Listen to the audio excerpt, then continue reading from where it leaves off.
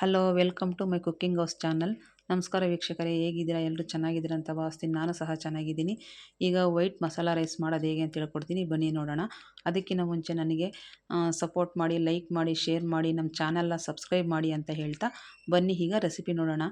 ಒಂದು ಸ್ಟವ್ ಮೇಲೆ ಕುಕ್ಕರ್ ಇಟ್ಬಿಟ್ಟು ಅದಕ್ಕೆ 3 ಸ್ಪೂನ್ ಎಣ್ಣೆ ಹಾಕಿ, 2 ಪಲಾವ್ ಎಲೆ, 2 ಮರಾಠ ಮೊಗ್ಗು, 2 ಚಕ್ರದೂವ, 1 ಇಂಚು ಚಕ್ಕೆ, 4 ಲವಂಗ, 2 ಏಲಕ್ಕಿ, 4 ಗೋಡಂಬಿ, 1.5 ಸ್ಪೂನ್ ಜೀರಿಗೆನ ಹಾಕ್ಬಿಟ್ಟು ಎಣ್ಣೆಯಲ್ಲಿ ಚೆನ್ನಾಗಿ ಫ್ರೈ ಮಾಡಿ, ಅದು ಫ್ರೈ ಆದ ನಂತರ ಇದಕ್ಕೆ ಒಂದೂವರೆ ಲೋಟ ನೀರನ್ನು ಹಾಕಿ, ನಾನು 1 ಲೋಟ ಅಕ್ಕಿ ತೊಗೊಂಡಿದ್ದೀನಿ. 1 ಲೋಟ ಅಕ್ಕಿಗೆ 1.5 ಲೋಟ ನೀರು ತೊಗೋಬೇಕು. ಅಕ್ಕಿನ ಮೊದಲೇ ನೆನೆಸಿಟ್ಕೊಂಡಿದ್ದೀನಿ. 1.5 ಲೋಟ ನೀರು ಹಾಕ್ಬಿಟ್ಟು, ಉಪ್ಪು ಹಾಕ್ಬಿಟ್ಟು ನೀರನ್ನ ಮರಳೋದಕ್ಕೆ ಬಿಟ್ಬಿಡಿ. ನೀರು ಮರಳ್ತಿರುವಾಗ ನೆನೆಸಿರೋಂಥ ಅಕ್ಕಿನ ಹಾಕ್ಕೊಳ್ಳಿ.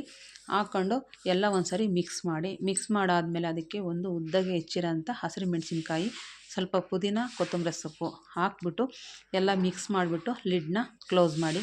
75% ಅಕ್ಕಿ ಬೆಂದಾದ ನಂತರ ಅದನ್ನು ಮತ್ತೆ ಒಂದು ಸರಿ ಎಲ್ಲ ಮಿಕ್ಸ್ ಮಾಡಿಬಿಟ್ಟು 5 ನಿಮಿಷ ಹಂಗೆ ಲಿಡ್ ಹಾಕ್ಬಿಟ್ಟು ಬೇಯಿಸ್ಕೊಳ್ಳಿ. ಆಗ ಎಲ್ಲ ಫುಲ್ಲು ನೀರು ಡ್ರೈ ಆಗಿರುತ್ತೆ. ಡ್ರೈ ಆದ ನಂತರ ಮೇಲ್ಗಡೆ 2 ಸ್ಪೂನು ತುಪ್ಪ ಹಾಕಿ, ಮತ್ತು ಒಂದು ಸ್ವಲ್ಪ ಕೊತ್ತಂಬರಿ ಸೊಪ್ಪು, ಪುದೀನ ಸೊಪ್ಪನ್ನು ಹಾಕ್ಬಿಟ್ಟು ಒಂದು 5 ನಿಮಿಷ ಸಿಮ್ಮಲ್ಲಿ ಇಟ್ಕೊಂಡು ಬೇಯಿಸ್ಕೊಳ್ಳಿ. ಆಗ ಫುಲ್ ಅನ್ನ ತುಂಬ ಚೆನ್ನಾಗಾಗಿರುತ್ತೆ.